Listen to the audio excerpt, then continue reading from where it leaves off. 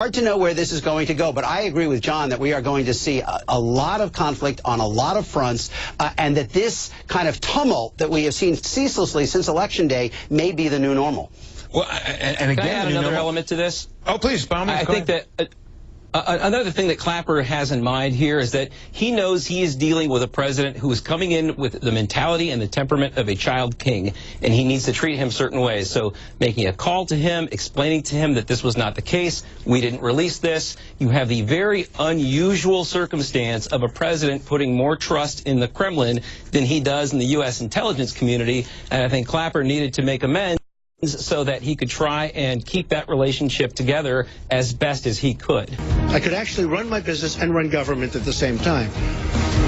I don't like the way that looks, but I would be able to do that if I wanted to. I'd be the only one that would be able to do that. Donald Trump and his lawyer discussing Trump's business interests.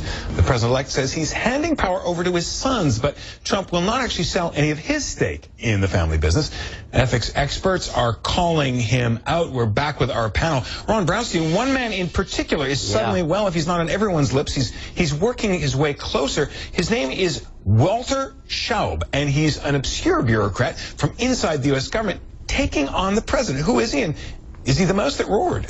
Walter Shaub has one asset in taking on the president that is very unusual in the federal government. He has a statutory appointment that runs, I believe, through 2018, a 5-year appointment from 2013 as the head of the Office of Government Ethics, which is an independent agency inside the government that essentially helps run the background checks on and the ethical, kind of clearing the ethical underbrush for nominees, but also consults with the federal agencies. And again, in an unprecedented development, just to kind of store that phrase, he delivered a speech yesterday in which he said that the Trump plan is completely inadequate, doesn't meet the standards not only of presidents over the last 40 years, but also doesn't meet the standards of his own nominees. If you listened yesterday, Senator Jeanne Shaheen of New Hampshire led Rex Tillerson through a description of what he had done to divest from his business at ExxonMobil, and then immediately said after he had explained why he did what he did, wouldn't it have been nice if the president had done the same? So, yeah, again, we are in uncharted waters. The fact that he is maintaining this level of financial interest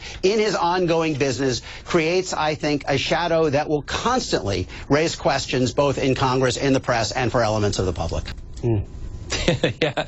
So Walter Shaub might be an Obama appointee, but his experience with the ethics group extends back to the Bush administration. He has been in this institution for a long time. But keep in mind, this is a guy who is in a unique position to actually say something and still be around when the president takes office. But of course you want, maybe the letter of the law specifically doesn't apply to the president, but the spirit of the law absolutely does. You don't want people in positions of power to be in a position to profit from them. And what he has set up is neither blind nor can you trust it. It is not something that people expect to see.